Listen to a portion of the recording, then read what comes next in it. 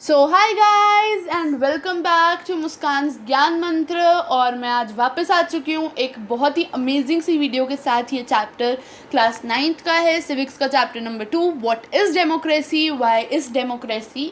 सो इस चैप्टर के लिए मुझे बहुत बच्चों ने रिक्वेस्ट किया था, तो क्योंकि आपकी रिक्वेस्ट पे ही वीडियो हाजिर है, तो इस वीडियो को जल्दी से लाइक्स और व्यूज़ दीजिए। और मेरे चैनल को अगर अब तक सब्सक्राइब नहीं किया यार, प्लीज़ जाके सब्सक्राइब कर दो। आप लोग ना डिमांड्स रखते हो एंड आई एग्री, क्योंकि जब पेपर्स आने वाले होते हैं जिनको पढ़ने का बहुत इंटरेस्ट होता है तो वो बच्चे डिमांड्स भी रखते हैं and I respect your demands और मैं पूरी भी करूँगी। बट प्लीज़ अगर आप लोग चाहते हो ना आपकी डिमांड जल्दी जल्दी पूरी हों तो मेरे सब्सक्राइबर्स भी जल्दी बढ़ाओ, क्योंकि जब मेरे 1000 सब्सक्राइबर्स हो जाएंगे तो मैं आप लोगों को अपना एक बहुत बड़ा सीक्रेट बताऊंगी। वो सीक्रेट कुछ इस कदर है कि उसके अंदर मैं आप लोगों को बताने वाली हूँ कि मैं किस तरह से पढ़ती थी जब मैं आप लोगों की उम्र की थी, जिसकी वजह से मेरे हमेशा 90+ मार्क्स आते थे और मैं एसएसटी में तो खास करके टॉप पे रही हूँ। तो मैं आप लोगों को ये सीक्रेट बताऊंगी कि मैं किस तरह से पढ़ती थी। बट उससे पहले जाके सब्सक्राइब कर दो। उम्मीद करती हूँ कि अगर आप लोगों ने अब तक सब्सक्राइब नहीं किया था तो अब कर दिया होगा। तो बिना वक्त ज़ाया करे हम क्या कर सकते हैं, श्री गणेश करते हैं इस चैप्टर का। बोलो गणपति बाप्पा मोरया, मंगल मूर्ति मोरया। तो इस चैप्टर के अंदर, जैसे कि हमने, इस चैप्टर का नाम है व्हाट इज़ डेमोक्रेसी, यानी कि डेमोक्रेसी क्या है, और वाई डेमोक्रेसी, यानी कि डेमोक्रेसी को बाकी कंट्रीज़ क्यों अडॉप्ट करती हैं, डेमोक्रेटिक फॉर्म ऑफ गवर्नमेंट को क्यों लिया जाता है, यानी कि why democratic form of government is considered better than dictatorship, monarchy और मिलिट्री रूल। ये सारे चीज़ों को हम इस चैप्टर के अंदर कवर करेंगे। हम इस चैप्टर में पढ़ेंगे डेमोक्रेसी की डेफिनेशन क्या है, डेमोक्रेसी के फीचर्स क्या हैं, कौन सी कंट्रीज़ कहती हैं कि वो डेमोक्रेटिक हैं बट उनकी कंट्री में एक्चुअली में डेमोक्रेसी एग्जिस्ट नहीं करती। वो कंट्रीज़ हैं पाकिस्तान, चाइना, मेक्सिको, जिम्बाब्वे। साथ ही साथ हम लोग कुछ कंट्रीज़ के बारे में पढ़ेंगे जहाँ पे 1 वोट 1 वैल्यू एग्जिस्ट नहीं करता है। और साथ ही साथ हम ये पढ़ेंगे कि डेमोक्रेसी के प्रोज एंड कॉन्स क्या हैं, यानी कि डेमोक्रेसी क्यों अच्छी है और डेमोक्रेसी क्यों बेकार है, यानी कि क्या उसमें खामियां हैं। तो अब बिना वक्त ज़ाया करें सबसे पहले शुरू करते हैं डेमोक्रेसी की डेफिनेशन के साथ। Democracy is a form of government in which the rulers are elected by the people, यानी कि डेमोक्रेसी उस तरह की गवर्नमेंट है जहाँ पे हम लोग, जनता जो होती है, वो इंसानों को, यानी कि जो लीडर्स होते हैं जो आगे जाके गवर्नमेंट बनाते हैं और हमारे लिए रूल्स बनाते हैं, उनको चुनती है। अपने डिसीजन मेकिंग पावर को जनता खुद चुनती है। तो ये है डेमोक्रेसी की डेफिनेशन।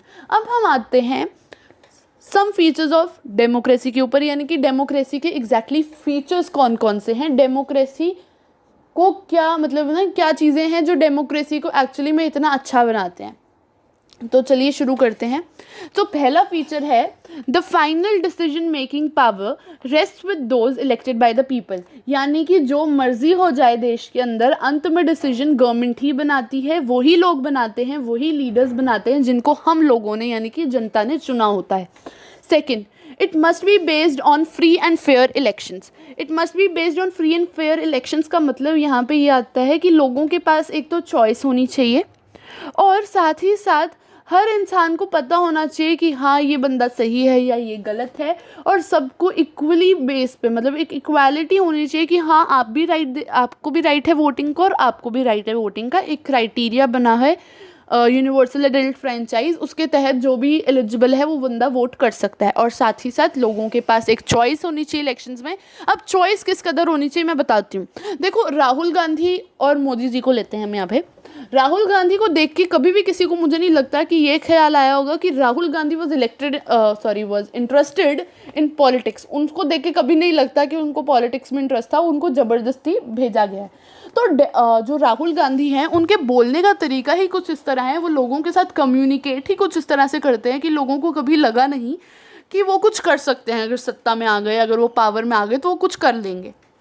साथ ही साथ इसी की वजह से लोग उनके आइडियाज़ को और उनकी जो अच्छी चीज़ें होती है जो वो बताते हैं उनके ऊपर भी ट्रस्ट ज़्यादा नहीं कर पाते या फिर उनको पार में नहीं लेते। तो इसी की वजह से लोगों को अंत में आके मोदी जी को ही वोट करना पड़ता है। ऑल्दो मोदी जी ने बहुत सारी अच्छी चीज़ें करी हैं, बट हर गवर्नमेंट में कुछ खामियां रहती हैं। और इंडिया की गवर्नमेंट, मुझे नहीं लगता कि आज तक कोई भी ऐसी आई होगी जो फ्री ऑफ करप्शन रही है। ये भी करप्टेड होगी पक्का, और राज तो बाद में ही खुलते हैं, जब सत्ता से पार्टी हटती है तो पता चलेगा बाद में। बट फिलहाल तो हम ये कह सकते हैं कि मोदी जी इसलिए पावर में भी हैं, कुछ रीज़न ये भी है कि राहुल गांधी के ऊपर कोई ट्रस्ट नहीं कर सकता। यानी कि जब इलेक्शंस हो ना तो कंपटीशन टक्कर का होना चाहिए कि लोगों के पास पता हो कि हाँ अगर ये नहीं तो ये तो पक्का कर सकते हैं।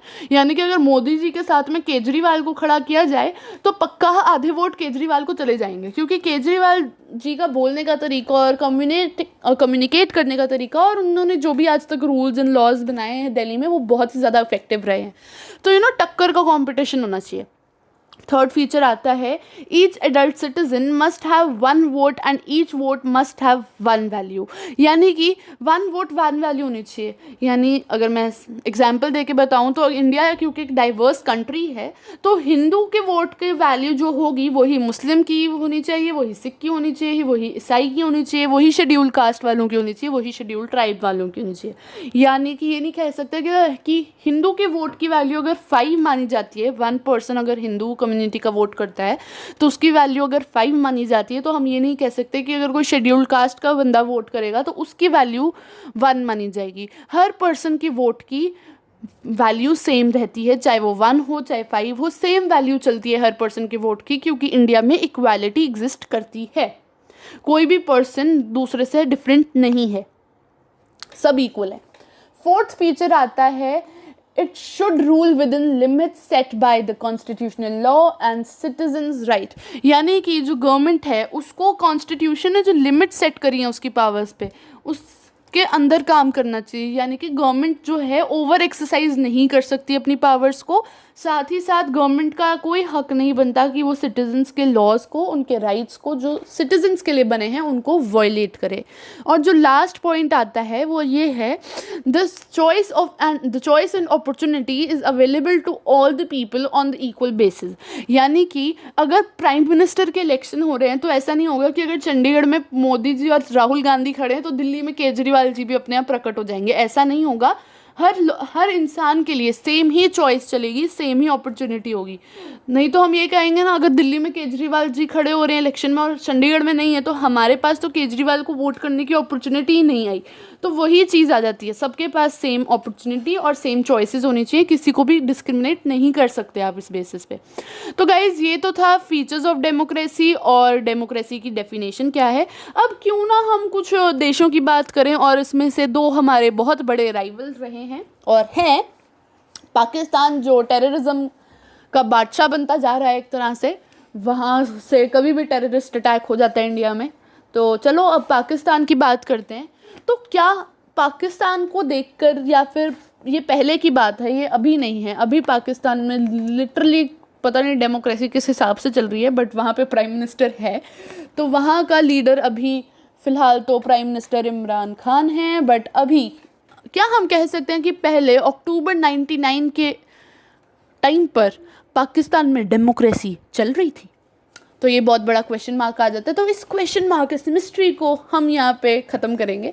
तो मैं बताती हूँ कि पाकिस्तान में कह सकते हो, वैसे कहने को थी कि डेमोक्रेसी है बट एक्चुअली में वहाँ पे डेमोक्रेसी एग्जिस्ट नहीं कर रही थी। तो मिलिट्री रूल चलता था वहाँ पे पाकिस्तान में। अक्टूबर 1999 में जनरल परवेज मुशर्रफ जो थे वो मिलिट्री कूप के लीडर थे और उन्होंने वहाँ पर डेमोक्रेटिकली इलेक्ट करी हुई जो गवर्नमेंट थी उसको हटा दिया और उन्होंने अपने आप को कंट्री का चीफ एग्जीक्यूटिव डिक्लेयर कर दिया।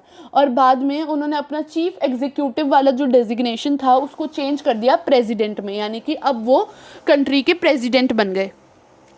ईयर 2002 में उन्होंने एक रेफरेंडम यानी कि कोई अमेंडमेंट किया या फिर कोई कॉन्स्टिट्यूशन में चेंजेस किए जिसकी वजह से उनकी जो पार्टी थी उसको 5 इयर्स की एक्सटेंशन मिल गई कि अब ये जो उनकी पार्टी है वो 5 साल और रूल कर सकती है।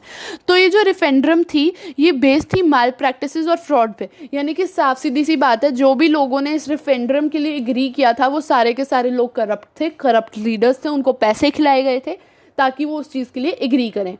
तो अगस्त 2002 में भी एक अमेंडमेंट हुई जो कॉन्स्टिट्यूशन के अंदर की गई थी पाकिस्तान के, और उस अमेंडमेंट के अकॉर्डिंगली जो प्रेसिडेंट है वो नेशनल और प्रोविंशियल असेंबलीज़ को डिसमिस कर सकता था, यानी कि उसका मन करे तो वो हटा के फेंक देगा इन 1 मिनट, कोई फ़र्क नहीं पड़ता वो कौन है, या कोई भी असेंबली के अंदर बहुत बड़ा लीडर हो, कोई फ़र्क नहीं पड़ता। प्रेसिडेंट जो है वो प्रोविंशनल और नेशनल असेंबलीज़ को डिसमिस कर सकता है। जो अगला पॉइंट आता है वो ये है कि जो इलेक्शंस थे, जैसे इंडिया में इलेक्शंस होते हैं वैसे पाकिस्तान में भी उस टाइम पे इलेक्शंस हुआ करते थे, बट जो पावर थी, जो फाइनल डिसीजन मेकिंग पावर थी, वो उन लोगों के हाथ में नहीं होती थी जिनको इलेक्ट करते थे लोग, जिनको जनता इलेक्ट करके लीडर बनाती थी, वो उनके हाथ में नहीं होती थी। जो फाइनल डिसीजन मेकिंग पावर होती थी वो मिलिट्री के ऑफिसर्स और प्रेसिडेंट यानी कि जनरल मुशर्रफ के हाथ में ही रहती थी। यानी कि लीडर्स तो नाम के हैं, सिर्फ दिखाने के लिए डेमोक्रेसी थी, इसलिए लीडर्स भी नाम के थे। फाइनल पावर्स तो प्रेसिडेंट और मिलिट्री ऑफिसर्स के हाथ में ही थी, ठीक है ना। तो वो नॉर्मली पावर का चलन करने के लिए, कि दिखाने के लिए कि डेमोक्रेसी है, वो पार्लियामेंट को भी इलेक्ट कर लेते थे, गवर्नमेंट को भी इलेक्ट कर लेते थे, सिर्फ दिखाने के लिए, शोशेबाजी के लिए कि हाँ भाई यहाँ डेमोक्रेसी एग्जिस्ट करती है। बट असलियत में पावर उनके हाथ में थी जो इलेक्ट नहीं किए जाते थे, यानी कि मिलिट्री रूलर्स, मिलिट्री ऑफिसर्स और प्रेसिडेंट, उनके हाथ में पावर होती थी। तो अगर ये सब चलता है किसी कंट्री में तो हम ये नहीं कह सकते कि यहाँ डेमोक्रेसी एग्जिस्ट कर रही है, हम ये नहीं कह सकते कि यहाँ पर लोगों का रूल चलता है, हम ये कहेंगे कि यहाँ पर प्रेसिडेंट रूल चलता है, यहाँ पे मिलिट्री का रूल चलता है। ये डेमोक्रेटिक फॉर्म ऑफ गवर्नमेंट नहीं कहलाई जा सकती। अब